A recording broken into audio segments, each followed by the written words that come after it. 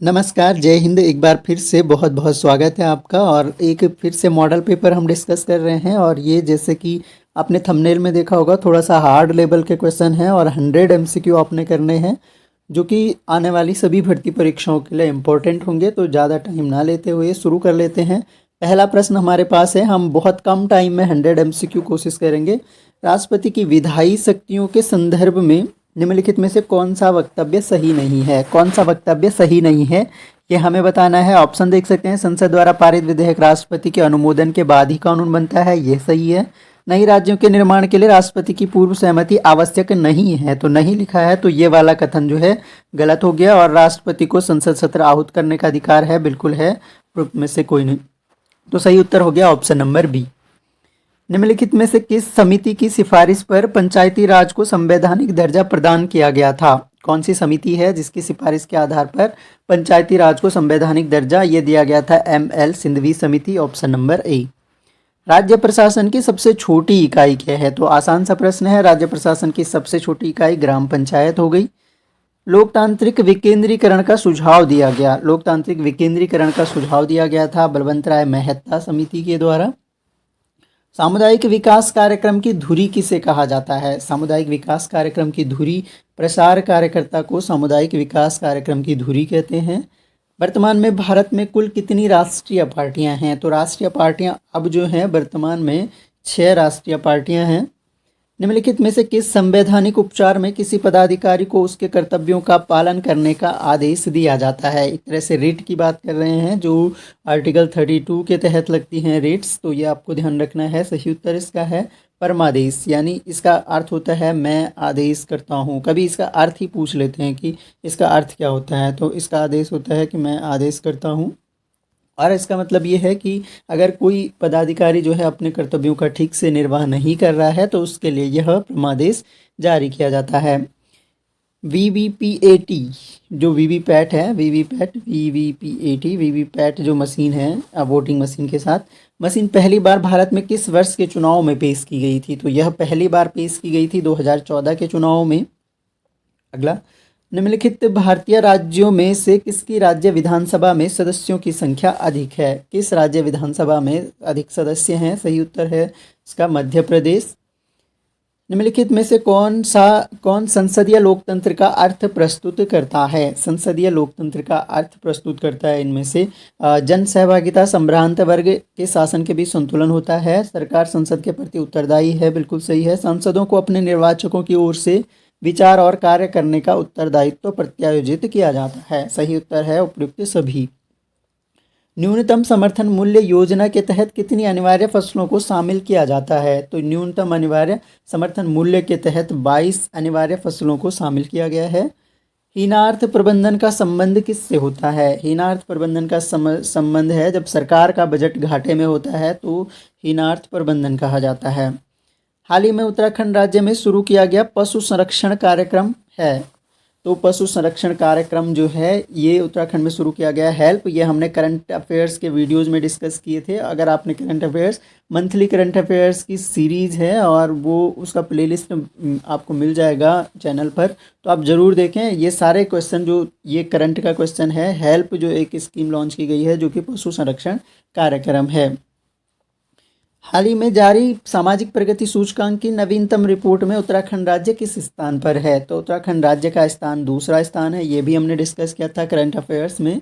जनगणना 2011 के अनुसार उत्तराखंड की दशकीय वृद्धि दर थी 18.81%। बालगंगा किसकी सहायक नदी है? तो बालगंगा सहायक नदी है भिलंगना की। वित्तीय वर्ष 2021-22 में उत्तराखंड के कुल प्राथमिक क्षेत्र में कितने प्रतिशत की वृद्धि दर्ज की गई? तो वृद्धि दर्ज की गई है 3.87%। यह हमने उत्तराखंड का बजट एक वीडियो डिस्कस किया है, वहाँ पर आपको इस तरह के सारे क्वेश्चन के आंसर मिल जाएंगे। और वो थ्योरी सेक्शन है, उसके नोट्स भी आपको टेलीग्राम पे मिल जाएंगे। टेलीग्राम ज्वाइन नहीं किया है तो लिंक डिस्क्रिप्शन में है, टेलीग्राम ज्वाइन कर लीजिएगा। इस वीडियो का PDF भी आपको प्रैक्टिस के लिए मिल जाएगा। निम्नलिखित में से किस पंचवर्षीय योजना का उद्देश्य तीव्र एवं धारणीय विकास के साथ समावेशी विकास के लक्ष्य को प्राप्त करना था? तो यह लक्ष्य था 11वीं पंचवर्षीय योजना का, option number C. Deendayal Upadhyay Antyodaya योजना कब प्रारंभ की गई? इंपॉर्टेंट क्वेश्चन है। दीनदयाल उपाध्याय अंत्योदय योजना 25 सितंबर 2014 से शुरू होती है। निम्नलिखित में से किस व्यवस्था के तहत जमींदारों को भूमि का स्थायी मालिक बना दिया गया? तो स्थायी मालिक बना दिया गया, स्थायी जो बंदोबस्त हुआ था उसके तहत। निम्न बैंकों में से कौन सा बैंक सबसे अंतिम में स्थापित हुआ? यानी इनका क्रोनोलॉजी आपको ध्यान होनी चाहिए। और सबसे लास्ट में कौन सा बैंक स्थापित हुआ? तो इनमें से नाबार्ड की स्थापना जो है सबसे लास्ट में हुई है। निम्नलिखित में से कौन शेयर बाजार की क्रियाओं के नियंत्रण से संबंधित है? तो शेयर बाजार की क्रियाओं को सेबी नियंत्रित करता है। सेबी, सेबी का फुल फॉर्म बताइए चलिए कमेंट बॉक्स में। भारतीय अर्थव्यवस्था में कृषि का महत्व और उसके निम्नांकित में से किस या किन योगदान से जाना जाता है? इसका सही उत्तर हो जाएगा राष्ट्रीय आय और रोजगार, बिल्कुल सही है। औद्योगिक विकास और अंतर्राष्ट्रीय व्यापार, खाद्यान्न आपूर्ति, तो ये सभी इसका आंसर हो जाएगा। पीएम किसान योजना के अंतर्गत पात्र किसान परिवारों के बैंक खातों में प्रतिवर्ष कितनी धनराशि उपलब्ध कराई जाती है? तो ये उपलब्ध कराई जाती है 6000 रुपीज़, जो कि 2000 रुपीज़ पर एक तरह से किस्त में होती है। निम्नलिखित में से किसने लंदन में इंडियन होम रूल सोसाइटी की स्थापना की थी? तो लंदन में बताना है होम रूल सोसाइटी की स्थापना की थी श्याम जी कृष्ण वर्मा ने। अगला प्रश्न, निम्नलिखित में से कौन स्वदेशी आंदोलन के आलोचक थे एवं पूर्व एवं पाश्चात्य के मध्य एक बेहतर संबंध के समर्थक थे? सही उत्तर हो जाएगा रविंद्रनाथ टैगोर, RN टैगोर। निम्न में से किसने कहा था अच्छा शासन स्वशासन का स्थानापन्न नहीं है? अच्छा शासन स्वशासन का स्थानापन्न नहीं है, इंपॉर्टेंट है, कथन पूछ लिए जाते हैं। सही उत्तर है स्वामी दयानंद। भारतीय राष्ट्रीय आंदोलन के दौरान गांधी जी निम्नलिखित में से किस स्थान पर बहुत दिनों तक रुके थे? तो बहुत दिनों तक रुके थे इन स्थानों में से कौसानी, जो कि उत्तराखंड में है। अनपढ़ के नाम से कौन कुमाऊनी साहित्यकार विख्यात है? वेरी इंपॉर्टेंट है, अनपढ़ के नाम से कौन सा साहित्यकार विख्यात है? जो कि कुमाऊनी है। सही उत्तर है आपका शेर सिंह बिष्ट जो है अनपढ़ के नाम से विख्यात एक साहित्यकार हैं। लोकरत्न गुमानी पंत किस भाषा के साहित्यिक आदि कवि माने जाते हैं? जैसे कि मैंने बताया उत्तराखंड का साहित्य, 2 वीडियो हमने थ्योरी सेक्शन डिस्कस किए हैं, गढ़वाली भाषा का भी और कुमाऊनी भाषा का, तो वो वीडियो आपके लिए काफ़ी हेल्पफुल होंगे, ज़रूर देख लें। सही उत्तर इस क्वेश्चन का हो गया कुमाऊनी भाषा के जो हैं साहित्यिक जो आदि कवि माने जाते हैं गुमानी पंत। निम्न में से किसने डोला पालकी का विरोध किया? डोला पालकी जो आंदोलन था, एक तरह से डोला पालकी का विरोध किया था जयानंद भारती ने। जयानंद भारती को डोला पालकी आंदोलन का प्रणेता माना जाता है। निम्नलिखित में से किन समाचार पत्रों का समुच्चय खिलाफत आंदोलन के दौरान शिक्षित भारतीय मुसलमानों के सरोकारों को प्रतिबिंबित करता है? सही उत्तर हो जाएगा कॉमरेड, हमदर्द, जमींदार और अल हिलाल। क्रांति की तलवार में धार वैचारिक पत्थर पर रगड़ने से ही आती है। क्रांति की तलवार पर धार वैचारिक पत्थर पर रगड़ने से ही आती है, यह किसका कथन है? सही उत्तर है ये भगत सिंह का कथन है, बहुत फेमस कथन है, ये आपको जरूर ध्यान रखना है, पूछा जा सकता है कि क्रांति की तलवार में धार वैचारिक पत्थर पर रगड़ने से ही आती है। मुस्लिम लीग के द्वारा सर्वप्रथम प्रत्यक्ष कार्यवाही दिवस कहाँ मनाया गया? तो मुस्लिम लीग के द्वारा सर्वप्रथम प्रत्यक्ष कार्यवाही दिवस कलकत्ता में बनाया गया। निम्नलिखित में से किसने सत्यशोधक समाज की स्थापना की? तो ज्योतिबा फूले जी के द्वारा सत्यशोधक समाज की स्थापना की गई। भारत सेवक समाज की स्थापना कब की गई? भारत सेवक समाज की स्थापना होती है 1905 में। भारतीय राष्ट्रीय कांग्रेस की प्रथम भारतीय महिला अध्यक्ष कौन थी? प्रथम भारतीय महिला अध्यक्ष बताना है। सही उत्तर हो जाएगा सरोजिनी नायडू। इंडियन स्ट्रगल किताब किसने लिखी? इंडियन स्ट्रगल किताब लिखी थी सुभाष चंद्र बोस ने। चार्ल्स डार्विन द्वारा प्रकाशित कौन सी पुस्तक विकासवाद के अध्ययन में एक लैंडमार्क के रूप में चिन्हित है? तो चार्ल्स डार्विन की जो पुस्तक है ये है ऑरिजिन ऑफ स्पीसीज, जो कि विकासवाद के अध्ययन में एक लैंडमार्क है। निम्नलिखित में से कौन वायु प्रदूषण का सबसे अच्छा सूचक माना जाता है? तो शैवाल जो है वो सबसे अच्छा सूचक माना जाता है, लाइकेन माना जाता है सबसे अच्छा सूचक वायु प्रदूषण का। लाइकेन जो है ये कवक और शैवाल का सहजीवन होता है, कवक प्लस शैवाल, तो सही उत्तर हो जाएगा ऑप्शन नंबर ए। निम्नलिखित में से कौन सी क्रियाविधि प्रजातियों के सह अस्तित्व के लिए नहीं है? कौन सी क्रियाविधि है जो प्रजातियों के सह अस्तित्व के लिए नहीं है? सही उत्तर हो जाएगा निकेत अतिव्यापन। एक ग्लूकोज अणु का ग्लाइकोलिसिस में विघटन के फलस्वरूप पायरुविक अम्ल के कितने अणु बनते हैं? ये बायो का क्वेश्चन हो गया। सही उत्तर है 2 पायरुविक एसिड के अणु बनते हैं जब एक ग्लूकोज अणु ग्लाइकोलिसिस में विघटन होता है। प्रकाश संश्लेषण के लिए जलीय पौधे कहाँ से कार्बन डाइऑक्साइड को प्राप्त करते हैं? तो प्रकाश संश्लेषण के लिए जो कार्बन डाइऑक्साइड प्राप्त करते हैं जलीय पौधे, वो जल से ही जो है कार्बन डाइऑक्साइड प्राप्त करते हैं। अगला प्रश्न देखते हैं। नींद का अध्ययन विज्ञान की किस शाखा के अंतर्गत किया जाता है? नींद का अध्ययन किया जाता है हिप्नोलॉजी के अंदर नींद का अध्ययन।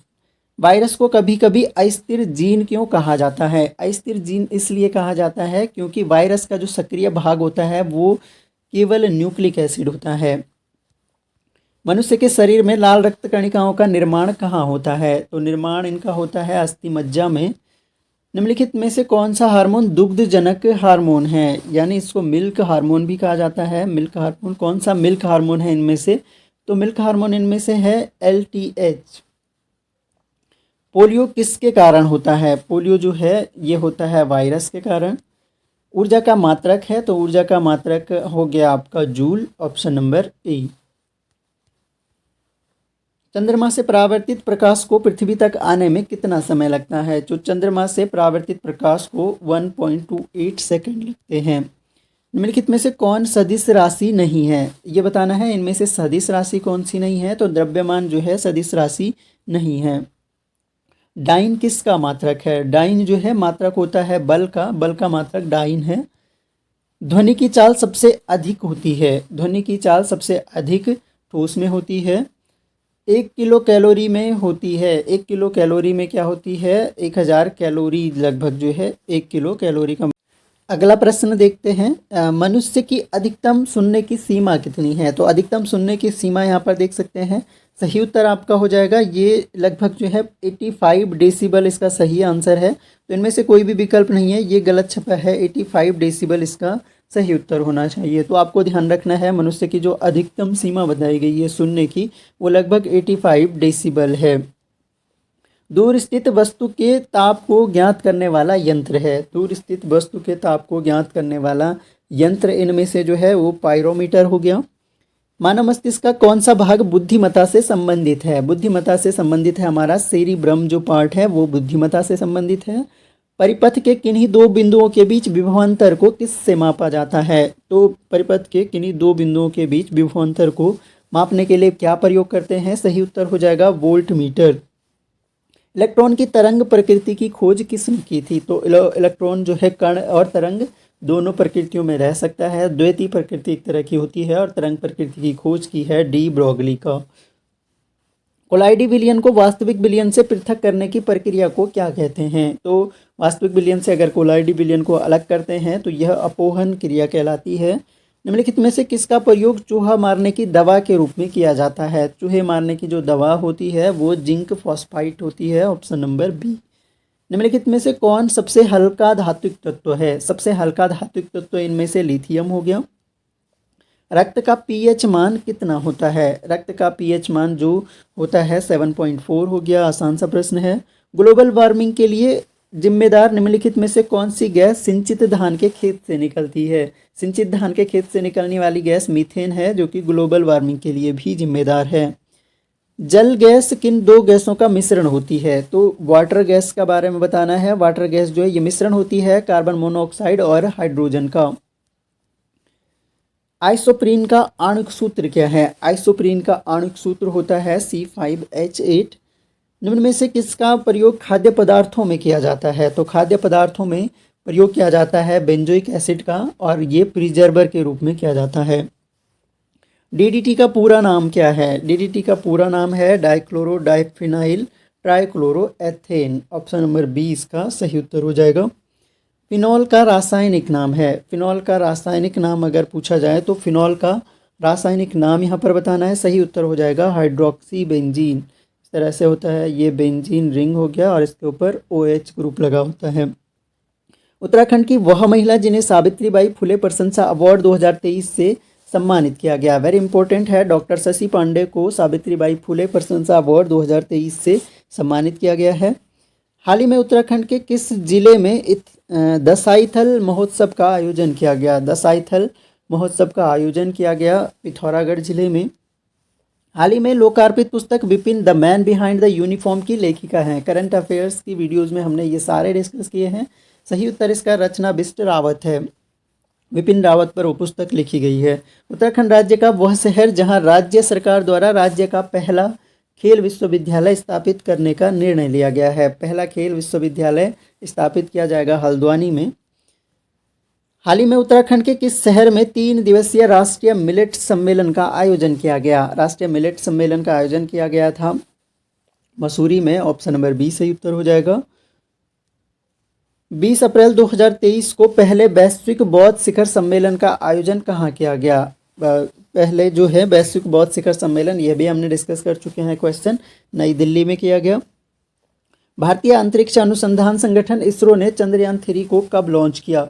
तो लॉन्च और इसके पहुंचने की दोनों डेट्स आपको ध्यान रखनी है। सही उत्तर हो गया 14 जुलाई, और कब पहुंचा था ये डेट आप कमेंट बॉक्स में बताएंगे। हाल ही में फोर्ब्स द्वारा जारी 100 सबसे अमीर अमेरिकी महिलाओं की सूची में कितने भारतवंशी महिलाओं को स्थान प्राप्त हुआ है? सही उत्तर है 4 भारतवंशी महिलाएं हैं उसमें। वैश्विक शांति सूचकांक 2023 के अनुसार भारत 163 देशों की सूची में कौन से स्थान पर है? भारत का स्थान इसमें 126वां रहा है। Option number B. हाल ही में भारत से संयुक्त राज्य अमेरिका में प्रवेश करने वाले अवैध पदार्थों के प्रवाह को बाधित करने से उद्देश्य से चलाया गया ऑपरेशन का नाम क्या है? इस ऑपरेशन का नाम है operation border squad. Option number C. हाल ही में आयोजित 23वें संघाई सहयोग संगठन शिखर सम्मेलन की थीम क्या थी? तो इसकी थीम इस बार थी सुरक्षित संघाई सहयोग संगठन की ओर। हाल ही में प्रकाशित पुस्तक कलर्स ऑफ डिवोशन किसके द्वारा लिखी गई है? कलर्स ऑफ डिवोशन पुस्तक लिखी गई है अनीता भरत शाह के द्वारा। भारतीय भूवैज्ञानिक सर्वेक्षण ने हाल ही में किस राज्य में एक नेचुरल आर्क की खोज की है? नेचुरल आर्क की खोज की है इनमें से कोई नहीं।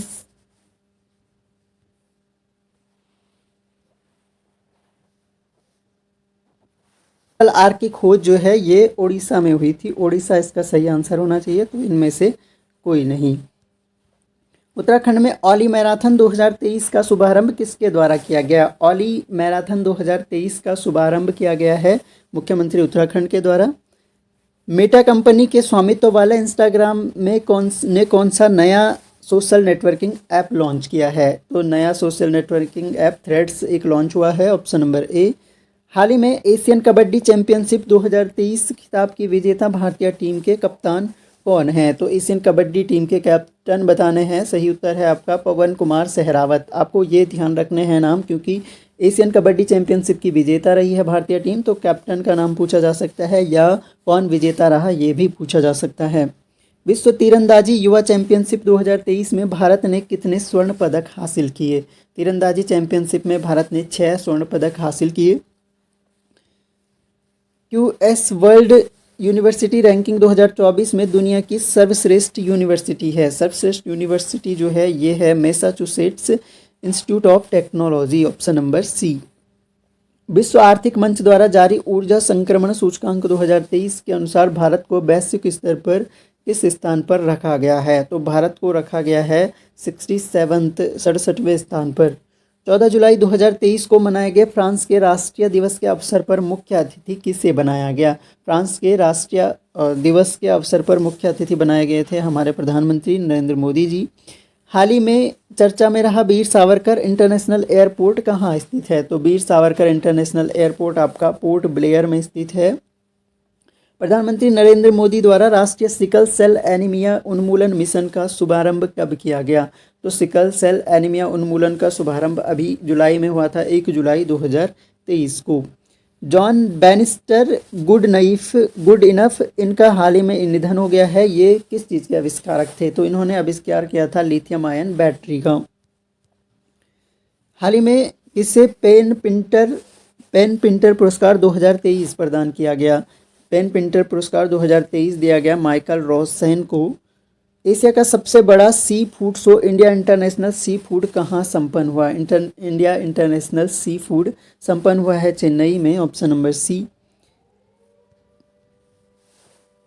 प्रधानमंत्री द्वारा कहाँ पर 16 फरवरी 2023 को जल जन अभियान का वर्चुअली उद्घाटन किया गया? तो ये किया गया आबू रोड, जो कि सिरोही राजस्थान में है, ऑप्शन नंबर बी। फरवरी 2023 में आयोजित अमृत पैक्स 2023 संबंधित है। अमृत पैक्स 2023 का संबंध है डाक टिकटों के 5 दिवसीय महाकुंभ से।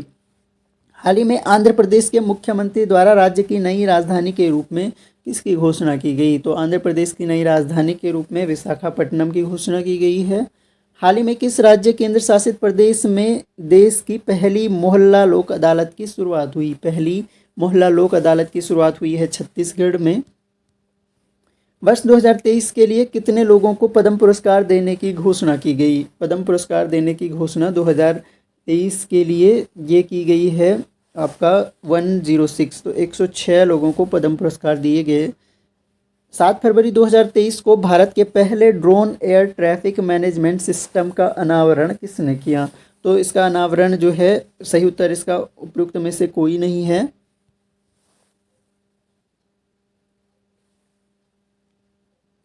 सही उत्तर है वो आपका केंद्रीय मंत्री नितिन गडकरी ने इसका अनावरण किया है, और डी इसका सही नहीं है, यह आपको ध्यान रखना है। नितिन गडकरी इसका सही उत्तर है, वो बाय मिस्टेक हो गया। तो कुल मिलाकर ये हमने 100 MCQ डिस्कस किए। आप लोगों को अच्छा लगा होगा। बहुत इंपॉर्टेंट क्वेश्चन थे, थोड़ा सा टफ लेवल के क्वेश्चन थे। जितने ज़्यादा आप ठीक कर पाएंगे आपके लिए उतना हेल्पफुल ही रहेगा। प्रैक्टिस के लिए आपको PDF टेलीग्राम पे मिल जाएगा। ठीक लगता है वीडियो तो शेयर करें अपने दोस्तों को, लाइक करें, और चैनल सब्सक्राइब नहीं किया है तो सब्सक्राइब जरूर कर दें। Thanks lot for listening. मिलेंगे नेक्स्ट वीडियो में, तब तक के लिए जय हिंद।